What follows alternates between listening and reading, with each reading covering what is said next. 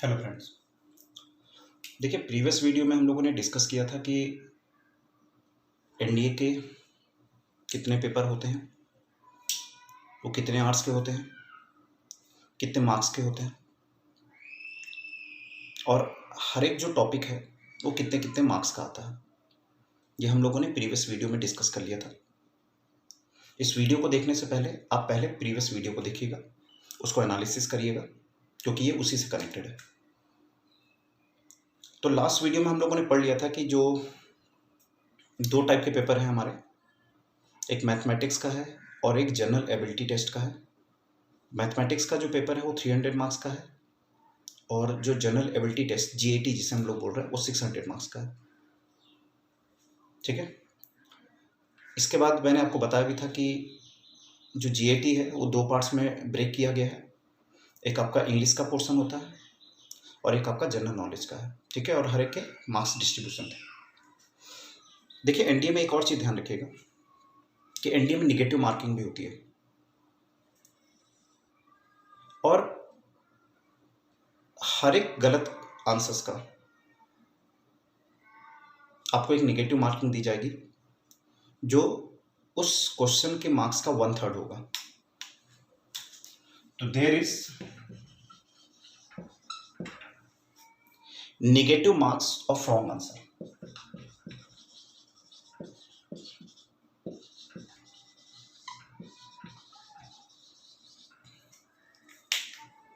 ठीक है। और ये जो नेगेटिव मार्क्स होगा ये 1/3 होगा of marks of each question. यानी अगर आपका क्वेश्चन 4 मार्क्स का है तो उसका 1/3 कट हो जाएगा और अगर आपका जो क्वेश्चन है अगर वो 2.5 मार्क्स का है तो उसका 1/3 डिडक्ट हो जाएगा हमारे पास। ठीक है।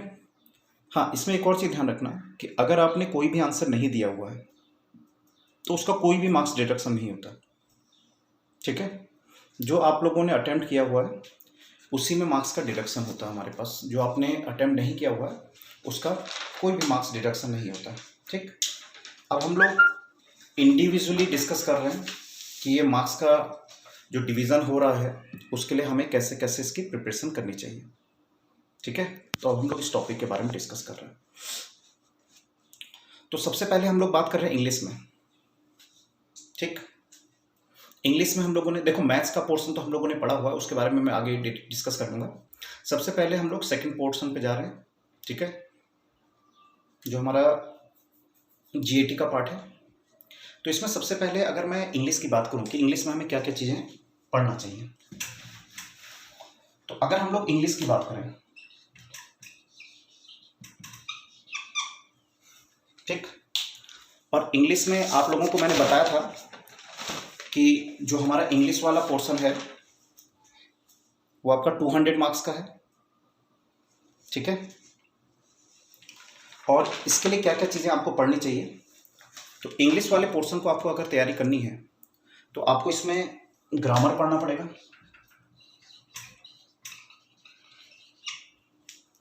आपको कॉम्प्रिहेंशन पढ़ने पड़ेंगे,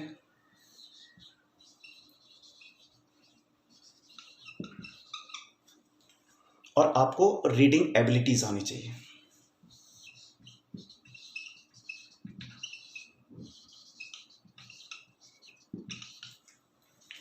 तो जो हमारा इंग्लिश वाला जो पूरा पोर्शन बना हुआ है जो 200 मार्क्स का है, इस इंग्लिश वाले पोर्शन में ये 3 चीज़ आते हैं, जिसमें हमारा ग्रामर वाला पोर्शन है, कंप्रीहेंशन वाला पोर्शन है और रीडिंग एबिलिटी वाला पोर्शन है हमारे पास। ठीक है। तो इन तीनों से कंक्लूड होके हमारा इंग्लिश का पेपर बनता है। ठीक। इसके बाद अगर मैं फिजिक्स वाले पोर्शन के लिए जाऊं,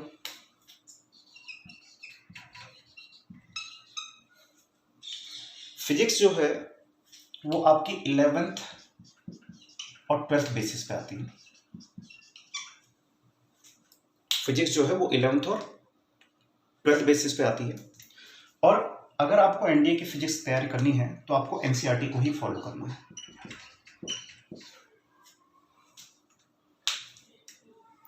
एनसीईआरटी इनफ है इसके लिए। आपको एनसीईआरटी को हर एक कॉन्सेप्ट को अच्छे से पढ़ना पड़ेगा और ज़्यादातर जो क्वेश्चंस आते हैं वो आपके इलेक्ट्रिसिटी और मैकेनिक्स पे बेस्ड आते हैं। ठीक है, ज़्यादातर जो क्वेश्चंस आते हैं वो इलेक्ट्रिसिटी, मैकेनिक्स और ज़्यादा से ज़्यादा वो आप लोगों का मैग्नेटिज्म से भी आता है। तो मेनली जो हमारा फिजिक्स वाला पोर्शन है वो इन तीनों से कंक्लूड हुआ रहता है। तो अगर हमें फिजिक्स वाले पोर्शन को तैयार करना है, ठीक है, जो कि काफ़ी स्कोरिंग है हमारे पास, और फिजिक्स वाला पोर्शन 100 मार्क्स का होता है हमारे पास। तो अगर आप फिजिक्स वाले पोर्शन की तैयारी कर रहे हो तो आपको 11th और 12th का जो पोर्शन है, जो बुक है हमारे पास, ठीक है, उसमें से मेनली इलेक्ट्रिसिटी, मैकेनिक्स और मैग्नेटिक्स को बहुत अच्छे से पढ़ना पड़ेगा। ठीक है, मेनली एनसीईआरटी ही फॉलो करनी है आप लोगों ने। इसके बाद अगर मैं केमिस्ट्री वाले पोर्शन की बात करूं,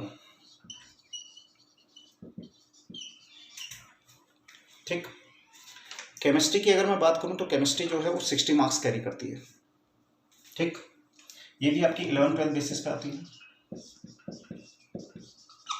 और इसके लिए भी आपको एनसीईआरटी फॉलो करनी पड़ेगी। इसमें जो ज़्यादातर जो क्वेश्चन पूछे जाते हैं वो कहाँ से आते हैं? आपके हाइड्रोजन से, ऑक्सीजन से, CO2 से,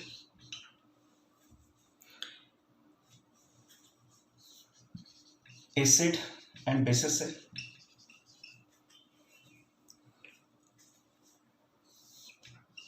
ऑक्सीडेशन एंड रिडक्शन से,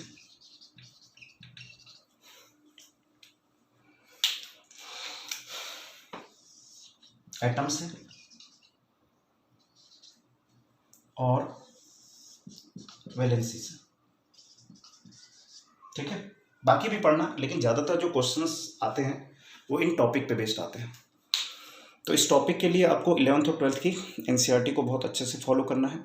ठीक है, और केमिस्ट्री जैसे मैंने डिस्कस कर ही दिया है कि 60 मार्क्स को ये कैरी करता है हमारे पास। ठीक है, अच्छा, इसके बाद अगर हम लोग जनरल साइंस की बात करें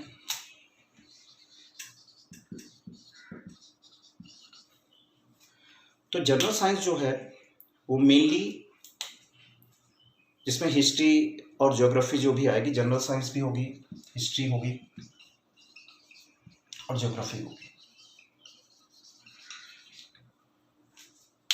इसके लिए मेनली आप लोगों को 9th और 10th की बुक पढ़नी है। ठीक है, जनरल साइंस में जो बायो वाला पोर्शन आता है वो आपको 9th एंड 10th की बुक से आता है हमारे पास। ठीक है, बाकी हिस्ट्री और ज्योग्राफी के लिए भी आप लोगों को 9th और 10th की ही बुक बहुत अच्छे से फॉलो करनी पड़ेगी। ठीक, अच्छा, इसके बाद अगर हम जीके की बात करें, ठीक है, तो जीके के लिए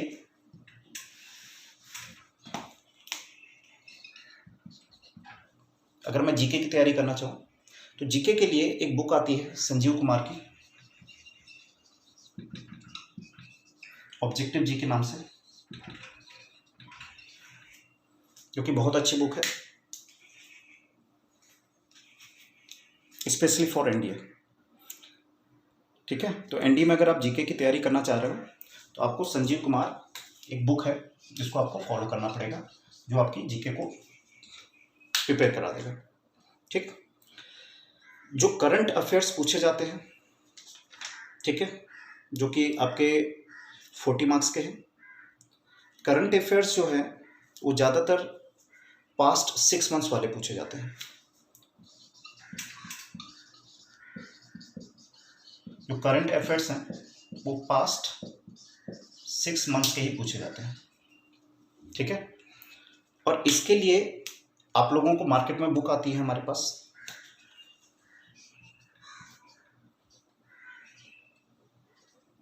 प्रतियोगिता दर्पण नाम से और एक मनोरमा नाम की। ठीक है, मनोरमा ईयर बुक। तो ये मंथली बेसिस पे आती हैं ये बुकें, ठीक है। तो इन बुकों को आप फॉलो कर सकते हैं अपने करंट अफेयर्स को प्रिपेयर करने के लिए, ठीक है। तो करंट अफेयर्स में जो जनरली जो हमारे पास जो क्वेश्चंस आते हैं वो लास्ट 6 मंथ में जो इवेंट्स हुए हैं उन्हीं से रिलेटेड आते हैं। तो ये 2 बुक हैं, एक प्रतियोगिता दर्पण और एक मनोरमा ईयर बुक, ठीक है। ये बुक इनफ है आपके लिए इस करंट अफेयर्स को तैयारी करने के लिए, ठीक है। तो ये तो बात आई कि हम लोगों को इंडिविजुअली क्या क्या चीज़ें पढ़नी चाहिए हमारे पास, ठीक है। इंग्लिश के लिए भी काफ़ी अच्छी अच्छी बुकें आती हैं हमारे पास, ठीक है। और इंग्लिश के लिए मेनली आप लोगों का जो आईएससी बोर्ड की बुकें हैं, ठीक है, उसमें आप लोगों ने 8th 9th 10th इन बुकों को फॉलो करना है। आईएससी बोर्ड की वो बहुत अच्छी बुकें होती हैं, ठीक है। इसके लिए मेनली आईएससी बोर्ड की बुकें जिसमें 8th 9th और 10th की आपको फॉलो करनी है, जिसमें आपको ग्रामर, कॉम्प्रिहेंशन और रीडिंग एबिलिटी आपको बहुत आसानी से तैयार हो जाएगा हमारे पास, ठीक। इसके बाद अगर मैं मैथ्स की बात करूं जो काफ़ी ज़्यादा स्कोरिंग है, जो 300 मार्क्स कैरी कर लेता है, अगर हम मैथ्स की बात करें तो मैथ्स जो है वो मेनली आपका 11th एंड 12th बेसिस पे आता है, ठीक है। मैथ्स जो है वो 11th और 12th बेसिस पे आता है। और मैथ्स की बुक के लिए आपको एक बुक आती है RS अग्रवाल की, क्वांटिटेटिव एप्टीट्यूड।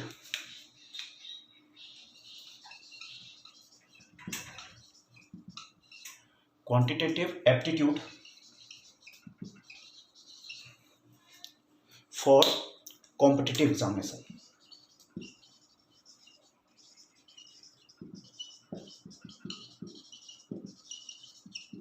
ठीक है। ये आपकी आती है RS अग्रवाल की, ठीक।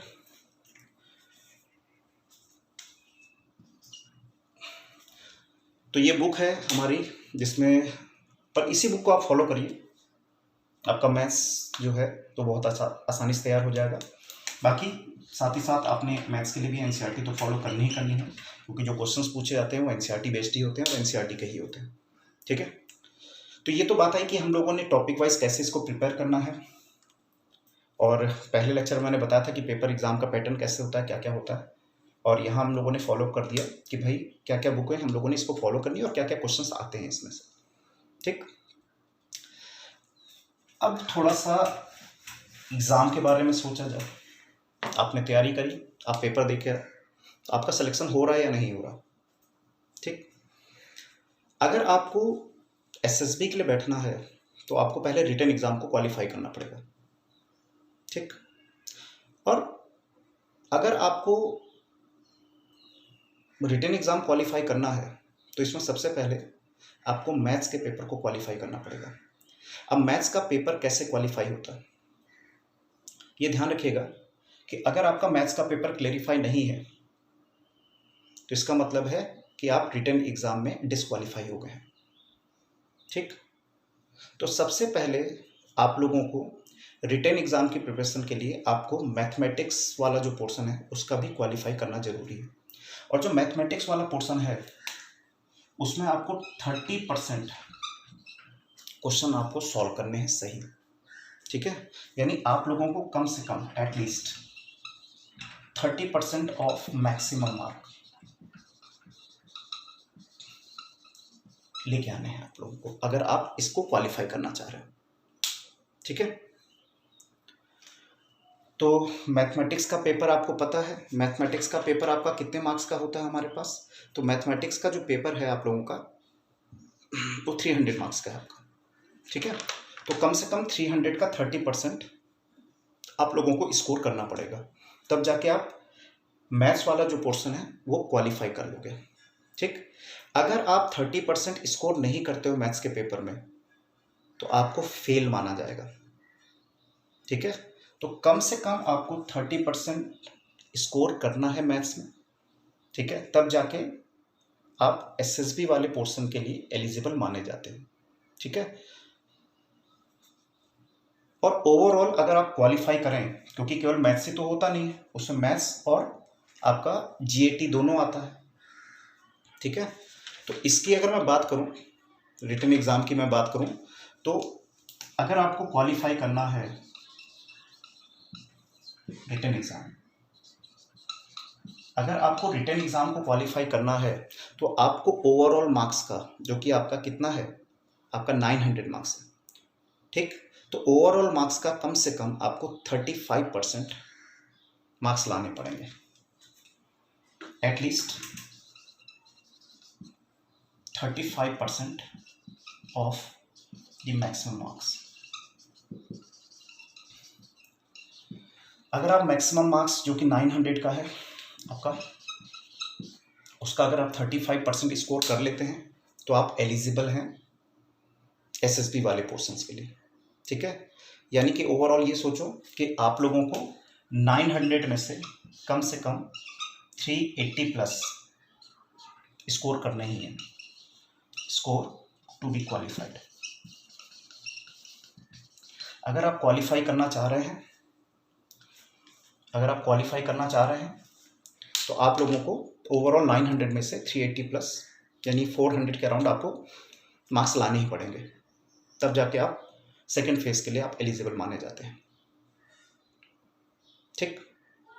तो ये हमारे पास डिटेल थी जो हम लोगों को पहले NDA के एग्ज़ाम के लिए, पहले हम लोगों को ये सब पैटर्न फॉलो करना चाहिए, पहले हमें सीखना चाहिए कि क्या क्या चीज़ें, क्या कॉन्सेप्ट है। ये प्लानिंग है, ये एक स्मार्ट प्लानिंग है। जब तक हमें ये सब चीज़ें नहीं पता होंगी हम तैयारी नहीं कर सकते। अब हमें पता लग गया है कि मुझे अगर क्वालिफाई होना है तो मुझे 35% मार्क्स स्कोर करने हैं। अब वो मार्क्स कैसे स्कोर किए जाएंगे, किस किस टॉपिक को हम लोगों ने बहुत ज़्यादा एनालिसिस करना है, इसकी तैयारी कैसे करनी है, ठीक है। ये मैं आपको फर्दर वीडियो में डिस्कस कर दूंगा, ठीक है। तो पहले इस वीडियो को अच्छे से एनालिसिस करिएगा, समझिएगा। और मैंने कहा ना कि बार बार कि एक स्मार्ट प्रिपरेशन ही आप लोगों का सिलेक्शन करवा सकती है, ठीक है। चलो, थैंक यू।